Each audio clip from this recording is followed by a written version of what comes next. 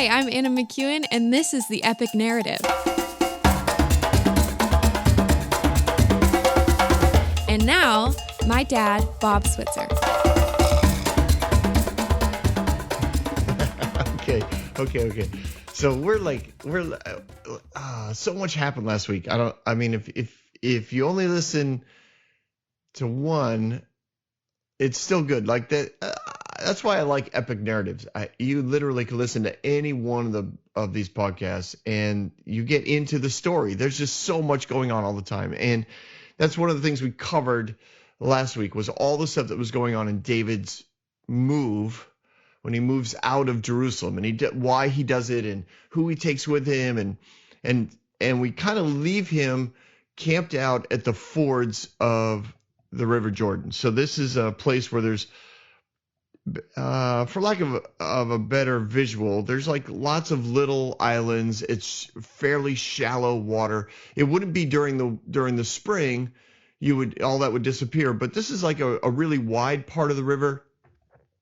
It has it's heavy foliage. Is that the word?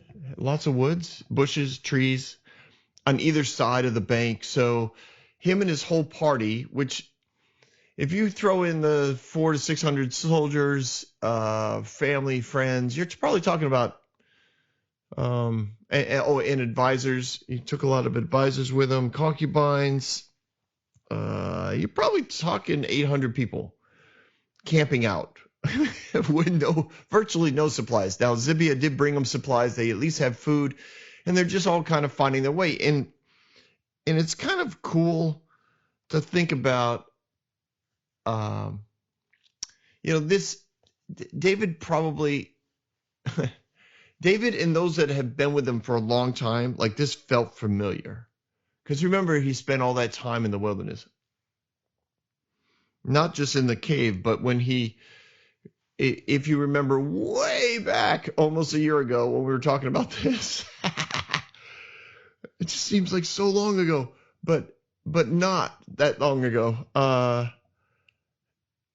He went and protected a city from the Philistines, and then while he's at the city, he got word that that Saul was coming to get him, and he left the city, and they kind of left their families in the wilderness, and him and the 600 mighty men, well, not mighty men, it was only 30 mighty men, 600 men, hit the trail, so to speak. So he's used, like, this is a familiar thing. 600 to 800 people camping out in the woods, making do with supplies, finding places that are, or making comfortable places to sleep, and as a shepherd, he knew how to do this. They have the skill levels of these guys when you're in the wilderness is really fascinating. The ability they have to mold what we would consider stony, rocky ground into places that are comfortable to sleep in. If you remember, even if you're familiar with scripture, whatever, I know for some of you it's like, what? I know it's very Christianese of me to say. If you're familiar with the Bible, there are stories of one particular story where you have no, I can't remember the guy's name. Jacob's ladder, where it says, he slept on a rock. And to a lot of Westerners, and I've heard it preached, he was so exhausted and so tired, like he just passed out on the ground. He couldn't hardly move. He literally made a rock into a pillow. But the skill level of people who are used to being in the wilderness and would have been familiar with Jacob would have been familiar with these skills. The ability to mold rocky ground into a place of comfort is pretty standard. And David would have had that. And so would have a lot of people that were with him. Not everyone, but they would have showed each other, and they probably would have shared some laughter, and they probably would have talked about, like, what just happened? Like, can you believe what happened? And a lot of them were sad, and yet a lot of them were our advisors, and their officials, and they're interacting with David saying, what are we going to do? What are we going to do? And David, of course, is used to that kind of pressure. Like, where are we going next? And how are we going to get out of this? And David's not quite sure. He's waiting for information to come to him. And it will in the next chapter, but we got a little bit of background to go over before we get there. So David's there and he's interacting, and some of his people are curious, some are excited. Like it's an exciting thing to get to get kicked out. I mean, not necessarily a positive thing, but it's exciting. Like your heart rate's up. You're curious of the sounds and noises. Like, are they sending troops right away? Are they sending a small amount of troops to chase us down? Like everybody there at some level is feeling incredibly vulnerable, even though they have 600 men. I mean, that's about it. And I'm guessing those 600 men are like jacked, right? Their adrenaline's running because they're warriors. They're warriors, and they came to David to do battle and to protect him. And that's exactly where they're at. They are down, outnumbered, outgunned, outmanned, right? They're in the perfect place for heroic courage when it comes to military mindsets. And these guys are, have created a perimeter. They've created a second perimeter. They have strategy. They've told the families, they've told the wives, they've told the servants, the concubines that are with them. They've told David, don't worry, we've got you protected. These guys are not sleeping, trust me. The military guy, if they are, they're doing those like 1 hour nappy things that guys in the military do. And they know you don't actually sleep, right? I mean, you do. You knock out and then you're right back. You're just in and out, in and out. You're super tense. So that's the atmosphere of where David is right now. Kind of in hold, kind of on edge. I don't think David's sleeping either. I mean, he hasn't been in a military campaign for years, but he knows what it's like. It's like an athlete. No, not really. I mean, military is way bigger than an athlete, but it's that mindset. You take somebody who is very athletic and competitive, and even when they're watching a game, right, their heart rate goes up, they break into a sweat, and if their children play, well, then what do they use the word? They right, they live vicariously through them. Like they can feel the ground under their feet, or they can feel the hit, or they can feel the kick. Like it's everything within them. That's the way David would be right now. He knows exactly what's going on. He's keeping an eye on things. He's vigilant. He's awake. He's alert, and he's rolling through all kinds of options of how to get out of this and where to go next. He's got probably a top 5 list of cities that he may be able to find refuge in, but he needs to know. He needs to know. When do I need to leave? Like what's going on at the palace right now? And that brings us to today's podcast. So verse 15 of 2 Samuel 16. Meanwhile, Absalom and the men of Israel come into Jerusalem, and Ahithophel was with him. They come into Jerusalem. They meet no resistance. They also don't meet a welcoming parade.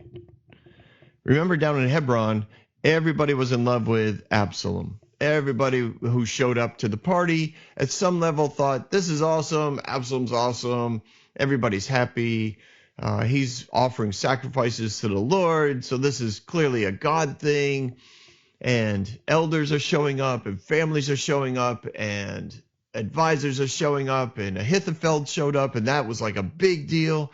And now we're all going to Jerusalem because, you know what? It's time for change. It's time for something new. It's time for someone to solve all the problems. Remember, David solved all the problems when he came into power. He didn't take over power. He came in slowly. He came in patiently. He came in with authority. He came in with support. He came in with favor. Absalom is coming in with rebellion, in essence, pride, arrogance. He's coming in through the back door. He didn't earn it. He wasn't anointed for it. He wasn't appointed for it. He's just taking it. And I'm sure he feels very good about this. I really do. And he comes into Jerusalem expecting pushback, expecting a battle, but the gates are open and the streets are empty. That's the way I picture it. Now, granted, you can use your imagination. Maybe people are booing, maybe they're throwing things at them, maybe they're tossing dust, but I don't see any obviously neither one of us can see any evidence one way or the other when it comes to the verses that are read here. But because of the way that people were crying with David leaving, I think David made it clear to them, listen, don't resist Absalom. Let him come in. He'll just kill you. He'll put the sword to you. You know, they'll take what they want. They'll kick down your doors. Don't resist. Just let him come in. It'll be far better for you and for the city. And I think people took his advice, and after David left the city, they scurried back into their houses. They shut the doors. They shut their windows or pulled their curtains. They grabbed supplies from the marketplace. They didn't know when the markets might open again. So I'm sure there was a run, like a COVID run on toilet paper. It's been a year. I still have no idea what that was about. I've heard some theories, supplies, they have plenty of toilet paper, right? But all people who normally go to the bathroom at work where toilet paper is rolled in different manners and different sizes for industry, they were all going to the bathroom now at home, and so everything they needed for toilet paper at home was in short supply because they couldn't repackage all the industrial toilet paper that they had for all the restaurants and office buildings that were no longer in use. I have no idea actually at the time of this recording, I have no idea where we're at when it comes to the election, when it comes to COVID. But you stay tuned to the Thursday podcast, the bonus podcast, and you'll get my more immediate reactions to the culture around us, and I'll interact, of course, always with your questions. Not every question and not every comment, but I'll react with a few of them. Enough about that commercial break, Bob. On with the story. Thank you very much. So Absalom comes in. I think the streets are empty. The marketplace is empty. The supplies are gone. You know, there's a random dog running across the street. A few nervous horses or mules. And I think in a lot of ways, Absalom's glad for this. Remember, Absalom's not a warrior. He's trained in military activities, but he's never been in the military. So he walks in. I have no doubt he sees all of this as God's favor, which just goes to perspective, right? Everybody can view these circumstances differently. Absalom is walking in. He's seeing this as, yeah, this is awesome. I am in charge. My dad won't even resist me. Nobody's resisting me. Everybody loves me. This is awesome. And he walks right into the palace, and it's not trashed. Everything's still there. He recognizes everything. His room is still fine. He probably sends some messengers down to the treasure room. It's still full with treasure. There's plenty of food in the kitchen. The staff is still there. The concubines that oversee all the staff are still in charge. Everything's running. They probably escorted him to his room, or he went to his room, and Ahithophel probably said something like, well, you're now the king. Like, this isn't your room anymore. And he's like, oh, yeah, that's right. He goes to his father's room, and it's all made up pretty. It's not, there's no traps, there's no tricks, there's nobody hiding in closets looking to kill him. It's all good. It's all good. That's what happens. He walks in to Jerusalem. He sees that all is good. Everything's going great. Awesome. Now it says that Hushi, David's confidant, went to Absalom and said, long live the king, long live the king. Now this is where I don't know where he went to him. I kind of doubt it was the throne room. I don't think he was waiting for him. It seems like he went to him. So I have a feeling he met Absalom maybe on his way in to the palace walls, the first courtyard. He goes to him and he bows down and he says, "Long live the king, long live the king." Was he speaking the truth? Yes, he wants the king to live. Who's the king? In his mind, David's still king. He doesn't say long live Absalom. He says long live the king. For me, it's a play on words. For Hushi, it's probably his way of saying, okay, I'm gonna speak the truth here. At least as best as I can. I'm gonna navigate this. So Absalom says to Hushi, so this is the love you show your friend? If he's your friend, why didn't you go with him? This is the love you show your master? This is the love you show David? This is the love you show the king? You're one of the most trusted advisors. I've seen you in action. I've seen you at my father's side year after year. I've seen you give him advice and him take it. I know that he trusts you. I know that he loves you. And I know that you love him and you trust him. Basically, what is all this? What is this little act you're putting on? What is this long live the king thing? What's going on? Explain yourself. I'm guessing there are people all around when this happens. It's not a one-on-one meeting. And the questions are legitimate. And I'm sure Ahithophel would like the answer to this as well. And probably several of the advisors that are with him. What are you doing here? Why didn't you go with David? I thought you loved him. I thought you served him. And Hushi says to him, well, no, the one chosen by the Lord, by these people, all the men of Israel. He's pointing to, that's what I'm saying. He's got people all around, right? All these elders from various tribes and clans and villages and cities around the nation. All these people. The one chosen by the Lord, the one chosen by these people, the one chosen by the men of Israel. His I will be, and I will remain with him. Furthermore, whom should I serve?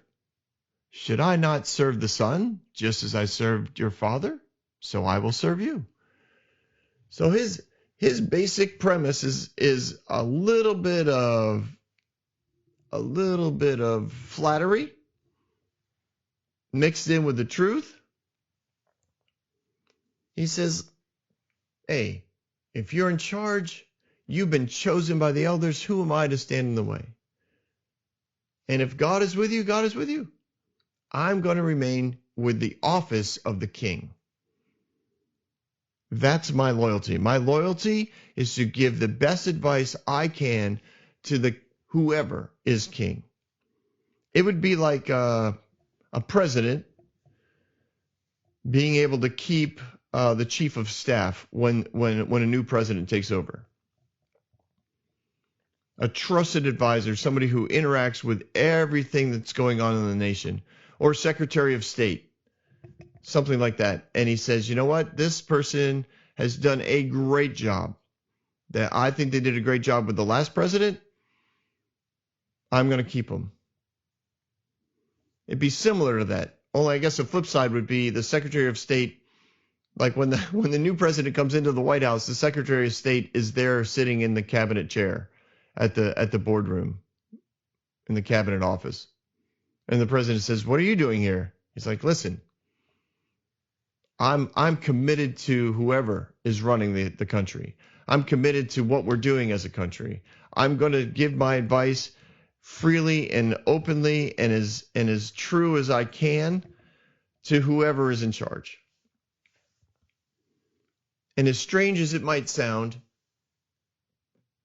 that particular, for that president, but basically this is what happened. The president says, yeah, all right, I'll keep you on as Secretary of State. Now, I know that wouldn't really happen here in America because usually all of those cabinets have already been promised to various people during the political campaign.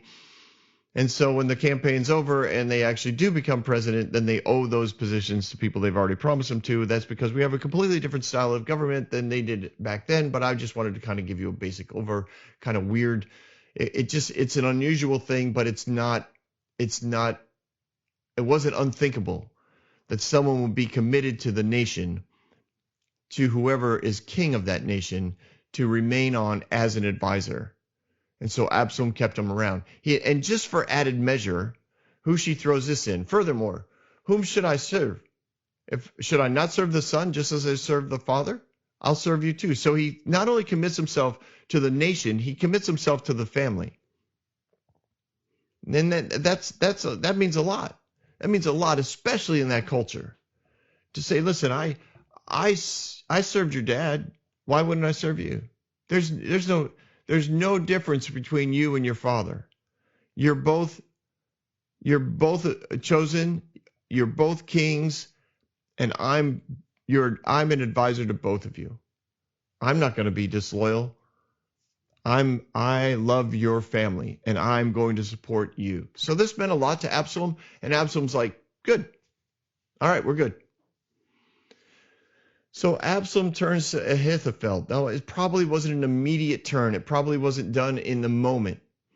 They kind of get all settled in. The various government, the 200 people that he took with him, remember, they all had jobs to do. They've been gone probably for a month, maybe more. They get into the palace. They all have jobs to do. They're going to check out their offices.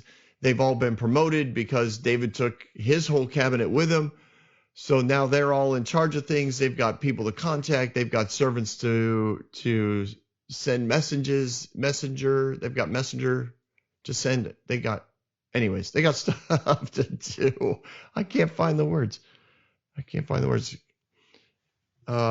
It's because I got something in my eye, and I know you guys don't know that because you're just listening, but it's like I'm distracted because I can't see. Not that I need to see to talk, but it doesn't hurt. It just makes my eye fuzzy. Makes it all blurry. Anyways, I'll let you, further information will be forthcoming. All right. So he eventually gets to Ahithophel, probably in the throne room, and he says, all right, give us your advice. What should we do? What's the first thing? It's really clear that I'm in charge. There's no resistance. The city's been searched. The government buildings have been searched. The gardens have been looked over. There's no snipers. There's no traps. David's gone. Like, what do I do? What's the first thing I do as king? Now, this is really vital. This advice matters visually to the nation, to the elders of all these various cities that have committed themselves to Absalom. Remember, they're all in rebellion as well. If he doesn't actually lead as king, if he doesn't actually stay king, they're all in trouble. Their lives are on the line. Their families' lives are on the line. Their villages are on the line. This is no simple task of flip-flopping. Like, well, Absalom's really good looking and strong, so we'll go with him for now. And then, if he doesn't really do well, we'll go with the next guy. It's not like voting, I guess, is what I want. Yeah.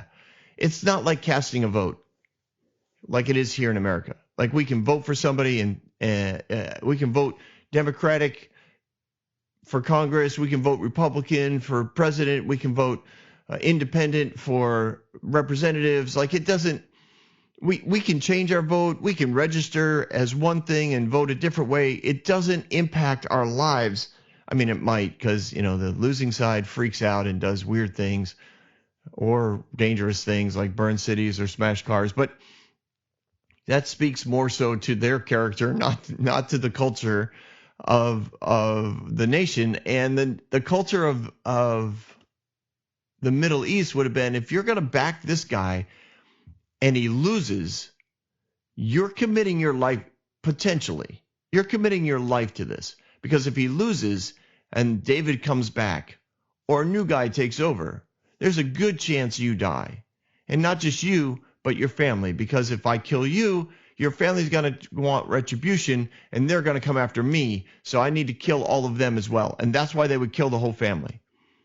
They'd kill the whole family and they would in essence say, that's going to happen to anybody else who's a relative of this family who wants to come after me. We'll wipe out your entire clan, because that will keep you in check. That will keep you simmering rather than exploding.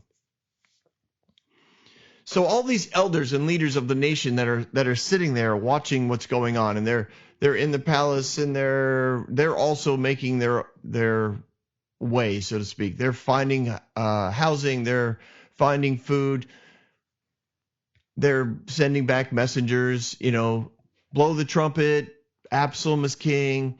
All of that's going on around the nation. All of this stuff is going on within the city of Jerusalem. And of course, you got basic everyday guys that are plowing up fields and fishing in the lakes and overseeing the livestock. And they're basically saying to themselves, listen, as long as no one comes after me, whatever. Like, I don't really care who's king. Maybe Absalom will be better than David. I don't know. Don't really care. I need to do my job. So you have all these layers going on, and Absalom goes to Ahithophel and he says, give me some advice. What's the first thing I need to do? And Ahithophel gives the advice. Sleep with your father's concubines, whom he left to take care of the palace. Then all of Israel will hear that you have made yourself obnoxious to your father, and the hands of everyone with you will be more resolute. So they pitched a tent for Absalom on the roof, and he slept with his father's concubines in sight of all Israel. All right.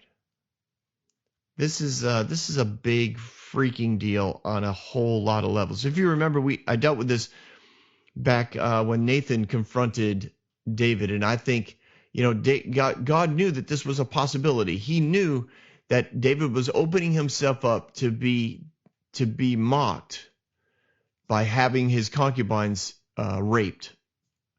He's like, this could happen. Like, what you've opened yourself up to is somebody's going to try and make you seem weak and out of control. And that's one of the things that Ahithophel was trying to communicate. And when it says all of Israel watched, it means the elders were available. They were all around this little tent that was being pitched on the roof of the palace. It was being pitched up there so that visually from the streets you could see that something was going on, and it would have been announced that Absalom is sleeping, quote, sleeping with all of the concubines. And what is he communicating? He's communicating that in a public display that all life-giving authority and commerce is now flowing through Absalom. He's making it clear that I have total control and authority of the nation's activities. Life-giving and commerce go through me. Because what did concubines represent? All of them all of them were representations of contracts and covenants that maintained the flow of wealth and commerce in and out of the country. And by sleeping with, originally when all those concubines slept with David, it was a sealing of a deal that said, from David to that nation, I will protect this covenant. I will protect this contract. This will be something that I take care of as though it is my own lover. I will watch over it. I will protect it. I will make sure that it has life. I will make sure that it is well cared for. It all was a visual picture. If you want to use Christianese, it was a prophetic act to show all the things that mattered to the other nation. And the giving of the concubine from the nation was a way for them to say, we trust you with our life-giving activity. We trust you with the womb of our nation, with the birth of new things between our nations. It was a big deal. So Absalom, or Ahithophel, gives this advice not because Absalom is some lust-crazed sex maniac, he says, you need to sleep with all the concubines so that we can communicate to those nations that you are in charge, that you are not just barely in charge. You're not just somewhat in charge until some future date when we finally take care of David. They need to know that you're in charge now. Or what? Or the wealth, the commerce in and out of the nation will start to be interrupted. It's kind of like the stock market. He's saying if you don't take care of the stock market, then money isn't going to flow. And if money doesn't flow, trust me, you won't stay in power. And that's true even in our political system, right? If the money doesn't flow, if the marketplace shuts down, you don't stay in power unless you can convince people that eventually you'll get it right, right? I mean, then that's a whole nother level, Bob. Don't get distracted. But Ahithophel's advice is all centered around this. Communicate authority, communicate power, communicate that commerce will not be slowed down. So he sleeps with all the concubines in front of who? In front of all of the family tribal leaders that are there. Because that's going to initiate massive communication downloads. It'd be like sending a group text or a group email to everyone in the nation. And that's what that's for. He sets up the tent and everybody knows what's going on. Now, I'm not saying I am saying he raped them all. You don't force yourself on someone. That's what this is. And there's no way, as I said when I talked about it with Nathan, there's no way that this is part of God's judgment. There's no way that God says to David, listen, you slept with Bathsheba, so I'm going to make sure that somebody publicly sleeps with all of your concubines. That's insanity. God would not cause the rape of 10 women as judgment to David. It's just, see, I'm already getting upset again. You'll have to go listen to that podcast because I think I actually talked about it 2 podcasts in a row because it bothered me so much overnight. I had to come back and reintroduce it again at the beginning of the next podcast. Not good. This is not good. I mean, I understand the advice from a political, economic, rebellion standpoint. Ahithophel gave good advice, and it even says that at the end of the chapter. Now, in those days, the advice of Ahithophel gave was like that of one who inquires of God. That's how both David and Absalom regarded Ahithophel's advice. They believed that the wisdom of Ahithophel was as though they were talking to God. They gave it that kind of weight. They gave it that kind of attention. They did what they were told, basically. So Ahithophel sleeps with these concubines. I don't know I don't know how far, quote, that meant he went with each one of them. I'm sure they were escorted into the tent. They were escorted out of the tent. I don't know if visually, if the elders all watched it like actually happen, or if it was just assumed that if you went in there, the king slept with you. And that would mean had intercourse. I don't know how long he had intercourse. I don't know if he climaxed in every one of them. I can't believe I just said that. I know. See, I would never say that in a well, never's a big word. I don't think. In most cases, I wouldn't say that in a church, but I know that's what you're thinking. So I don't know if he did, because it was more the act of being with them, the act of raping them, the act of having intercourse with them is really what Ahithophel was after. He's like, we need to communicate commerce. We need to communicate protection. We need to communicate authority in all these areas. And the best way to do that is to sleep with the concubines right away. So I don't know if it happened the day he moved in, but it happens probably. And that's why I don't think it was like this big orgy of hours and hours and hours. I have a feeling it was a pretty aggressive, quick act that happened up on the roof for everyone to see. And this is only because we got to head into the next chapter. So chapter 17 of 2 Samuel, there's more advice given. And this is all while David is at the fords. Like, this is all happening the day that Absalom is moving in, in the nighttime that it's going on. This just, you can't, this 24 hours would be a great movie in and of itself. Now the setup would take you a little while. Like it would take really good production and really good writing and character, because you wouldn't have time really to develop all the characters. But it's crazy what's going on. So then Ahithophel says to Absalom. Now this is really important, because I think this is where Absalom starts to understand just how played he's been, just how much Ahithophel has been planning this whole coup, and how much of a pawn Absalom has been. I think he's starting to get the picture right here, and I'll confirm it later with future activities. But Ahithophel says to Absalom, I would choose 12,000 men and set out tonight in pursuit of David. So that, again, gives us the timing of the sleeping with the concubines, right? This all happened in the probably afternoon. David probably left the city in the morning, because Absalom was on his way up from Hebron. He got there, moves in, lots of activity, blah, blah, blah, blah, sleeps with the concubines, rapes them, however you want to, well, you can word it any way you want. We know what happened.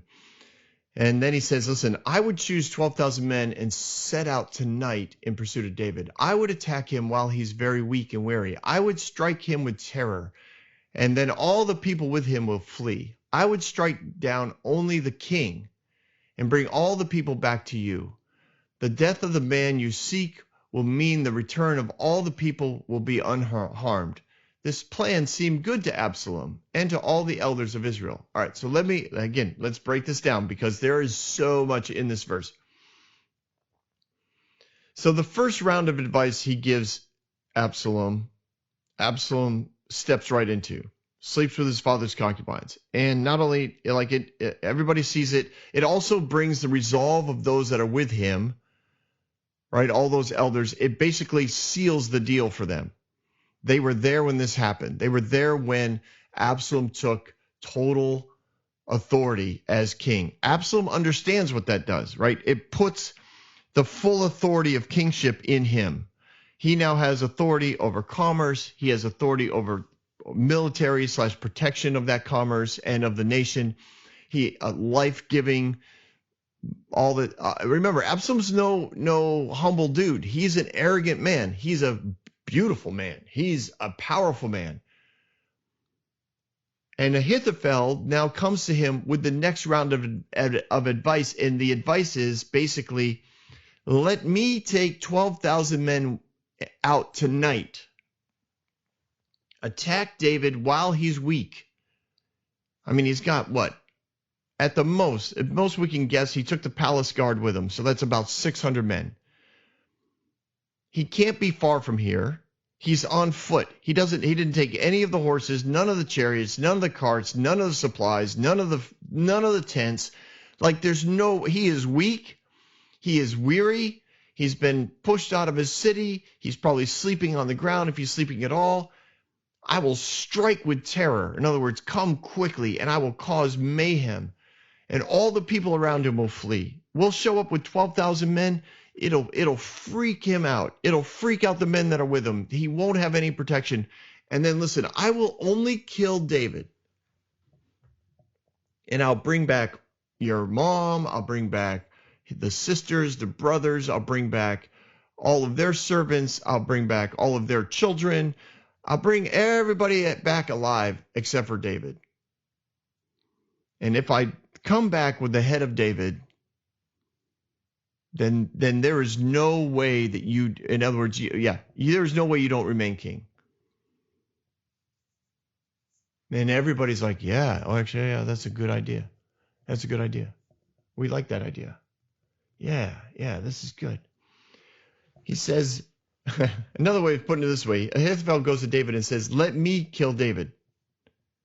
and bring the family back here. Okay. With who? Oh, with 12,000 men of my choosing. Now, Absalom hears that. And the rest of the plan starts to take on new meaning. He says to himself, I think, Absalom says, 12,000 men of your choosing. How are you going to get 12,000 men that fast? They didn't walk in with 12,000 men. He realizes when Ahithophel says, let me choose 12,000 men. 12,000 men of my choosing. That doesn't happen that quickly. This has been in the works already.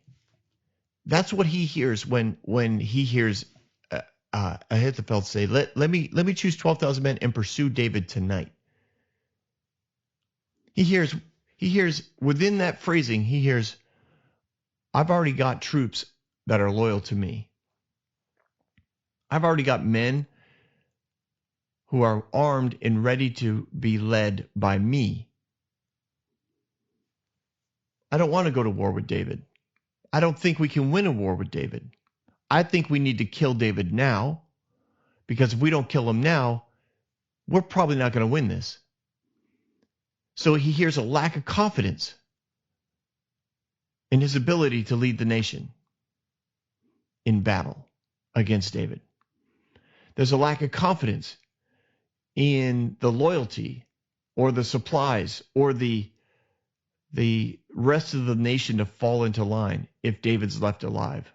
These were things that weren't expressed before Absalom, stepped into the kingship. Everything was all roses. Everything was going to work out great.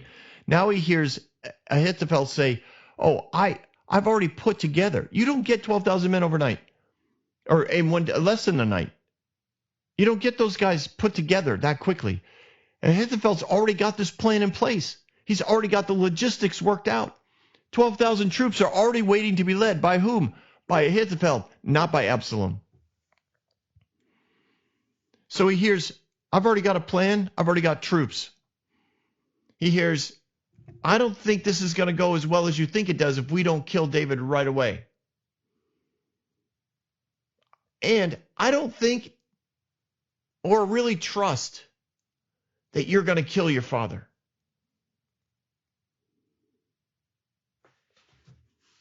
And I have a plan, and it's a really good one, because all the elders already agree.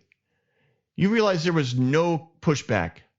Nobody in the room of advisors or councils pushed back against Ahithophel's advice. Now, granted, he has a reputation of being someone who you don't push back against because his advice is like that of talking to God. Everybody tended to go in line with this, but it happened almost too quick. They were almost too excited. It was almost as though they had already been prepped with the plan in advance. And I think Absalom, in his own personal experience, in his own personal pride, in his own personal intuitive nature, said to himself, wait a minute. Everybody's happy about this plan, and it went just a little too fast. Now, I don't think his face or anything gave away. Remember, what we've learned about Absalom is very good at playing the long game. He's an incredible poker player. This is a man who saw the brother who raped his sister, right? He sees Amnon every day and doesn't even flinch. He doesn't give any indication to Amnon that he's upset at all about the fact that Amnon had raped his sister. And yet internally, he was literally planning the murder of Amnon, and Amnon had no clue that Absalom had the plan going. He had no even rumor. This is how close to the vest that Absalom plays things. There was not even a rumor. So when he was invited, the crown prince, when he was invited to go out into the wilderness 3 miles away, was it 3 miles or 8 miles away to the area in which Absalom was going to have all of his sheep sheared and all his brothers were going to be there. Amnon had no hesitation. He walks right into his own death trap without even knowing. No hesitation. He figures Absalom is fine with it or too weak to do anything about it.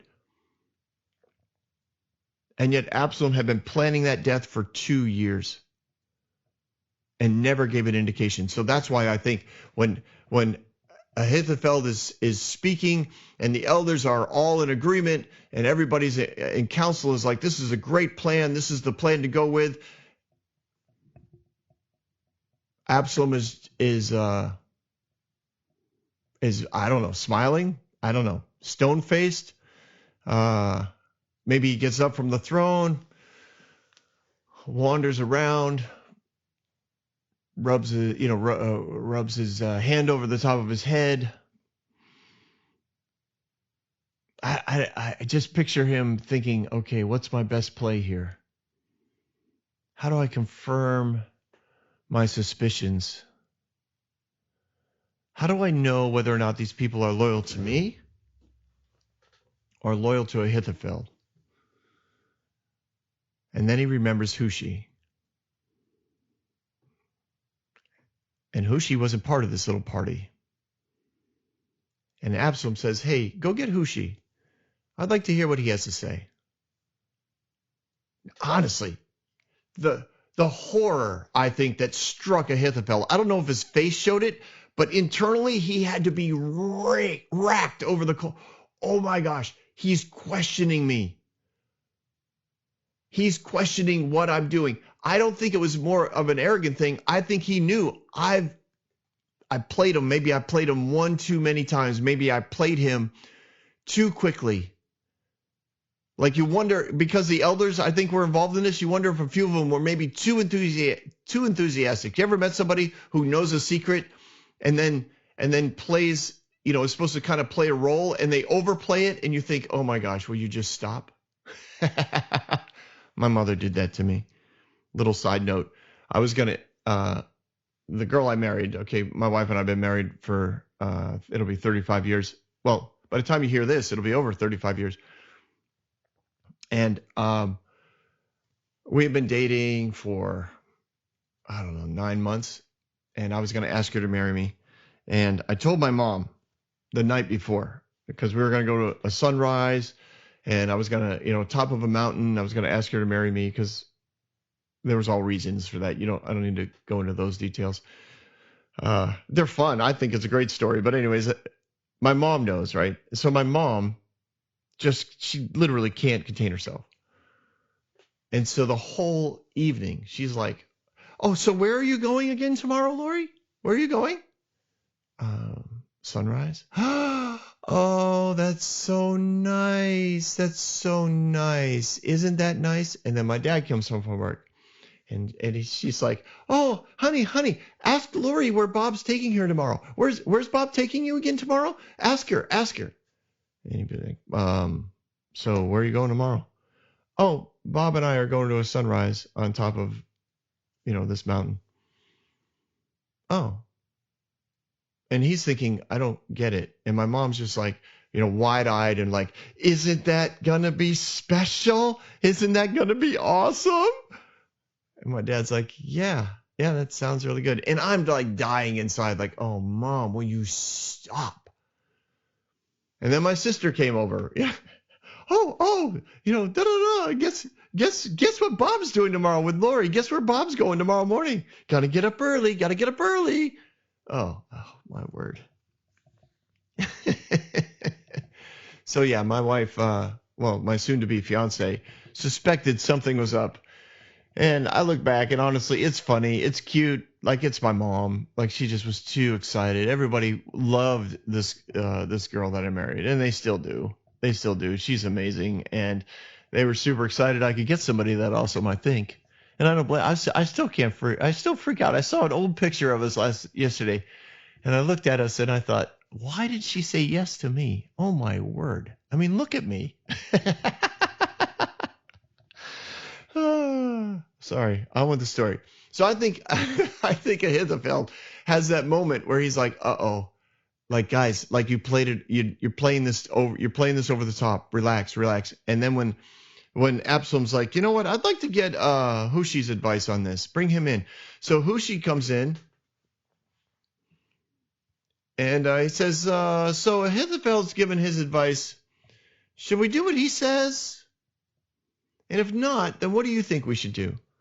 Now, this is the moment that he was brought in for. This was the reason why David sent him back, was to frustrate the plans, to not necessarily demand something, but throw something else on the table to at least buy some time in debate, to at least buy something of an opportunity for him to get a message to David to let him know what's going to happen, so that David would know, can I camp out here? Should we keep moving? How far away do I need to go? That sort of thing is going on here. So Ahithophel is standing there. The elders are standing there. Absalom knows what he's doing. He's looking for loyalty. He's looking for whether or not he's actually being followed or being played. And he has pretty good sense right now that he's been played for the last month or more. That I think Ahithophel's been giving him advice for years about how to win the hearts of the people. And he kept thinking Ahithophel was on his team. And he's realizing right here in this moment that Ahithophel has been the captain of the team, that he's been playing Absalom like a pawn in a large game to take over the kingdom and to take out David. His desire to kill David for what he did to his granddaughter Bathsheba and what he did to his not really his son-in-law, but son-in-law, grandson-in-law, Uriah. This is what's been driving Ahithophel's life for years. And Absalom's putting all the pieces together, and Hushi comes in and he says, the advice Ahithophel has given is not good this time. In other words, he's usually amazing at this, but I don't think it's the best advice right now. Now, normally, yes, but not right now. You know, your father and his men, they're fighters. They're as fierce as wild bears robbed of their cubs. Besides, your father is an experienced fighter. He's not going to spend the night with his troops. Even now, he's probably hidden in a cave, some other place. If he should attack your troops first, whoever hears about it would say, there's been a slaughter among the troops who follow Absalom. In other words, you're going to look bad. Your dad's in familiar territory. Your dad spent years fighting guerrilla warfare, terrorist warfare in the caves, in the hills, and the woods of this nation. There's no way you beat him right now. He's already got a plan in place. He has 600 troops. You and I both know the stories of this. Your father has killed thousands of Philistines with 600 people. This is not a problem for your dad. He's actually in his sweet spot right now. You go out tonight and try and take him on, you're going to look like an idiot. And people are going to know the first battle you had against David, you lost, which is going to erode the support that they have for you. And they're going to wonder, do we really trust him? Can he really lead us? Does he really have the authority he needs to run this nation? Because if you lose a battle to David, even your bravest soldier's heart is going to melt in fear. Because everyone knows that your father is a fighter, and everyone who fights with him is brave. They're not people who are going to run. Remember, Ahithophel's advice was, if you let me go after him, I will strike such terror in everyone's heart that he'll be left alone. I will kill your father, and then I will bring back his head, and I'll bring back all the family. Hushi's advice is this. You know, everyone who fights for David fights bravely. They are not going to be scattered. They're not going to be scared of 12,000 troops that show up in the middle of the night. As a matter of fact, they're probably literally planning on this because your dad knows how to do this. He's a legend for a reason, Absalom. You know this. Those are not made up stories. He does not cower in fear. He is ready for battle right now. So my advice to you is this. Put together an army from one end of the nation to the other, as numerous as the sand on the seashore. Let them all be gathered to you, to yourself, leading them into battle. Now remember, who was going to lead the other battle with 12,000 men? That would be Ahithophel. Who would have gotten credit for killing David? That would be Ahithophel. Who would have gotten credit for putting Absalom in power? That would have been Ahithophel. Absalom's putting all these pieces together. Hushi's showing him a way that he can take all those pieces back. He's saying, you know what? You put together a huge army. You have them all gather to you, their leader, their new king. Have all the tribes commit the lives of their young men to you.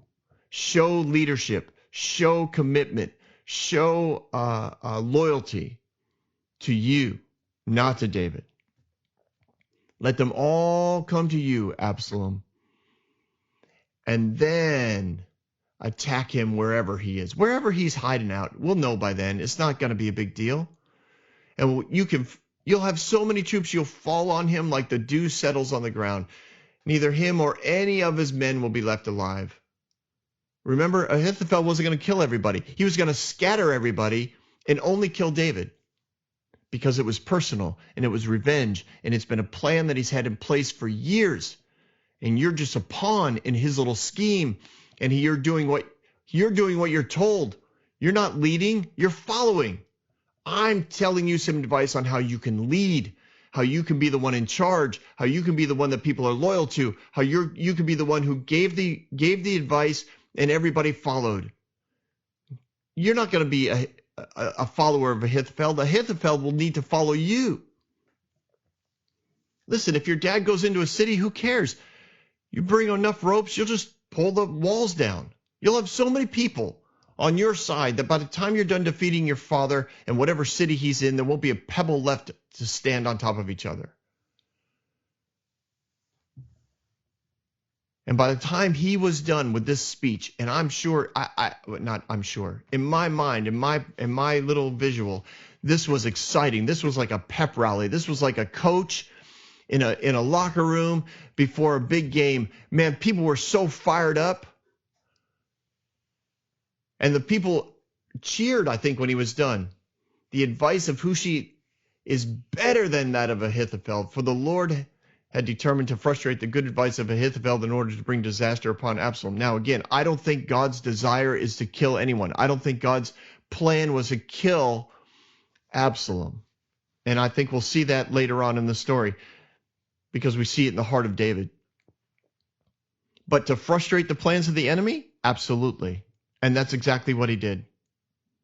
Absalom heard this advice, and it was good advice. It was advice that was uplifting and brought him more glory. It fits Absalom's ego. It's a good plan. It's a good plan. It's not like Hushi gave him a plan that wouldn't work, and Ahithophel gave him the only plan that would work. It's just that Ahithophel's plan was clearly going to give Ahithophel credit.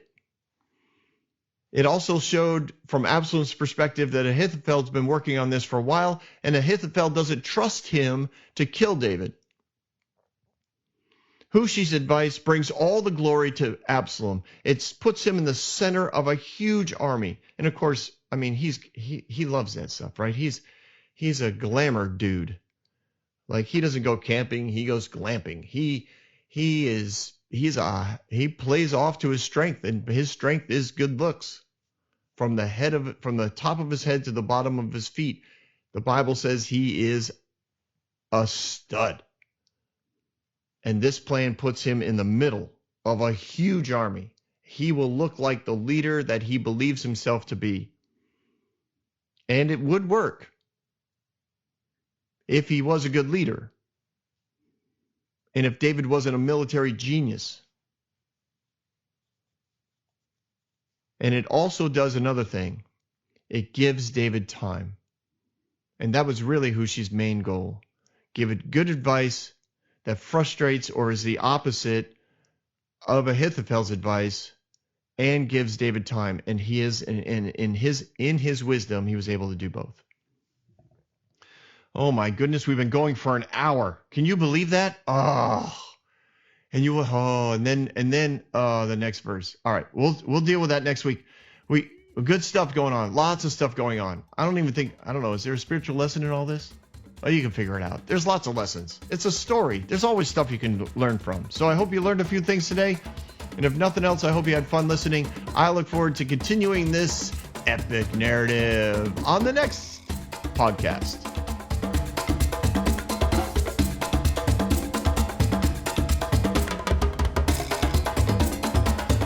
Hey everyone, thanks for listening. If you like what you heard, you can subscribe to this podcast on any platform you use. You can also reach out to Bob for questions or booking at thebobswitzer.com or email him at thebobswitzer@gmail.com. See you next week, guys.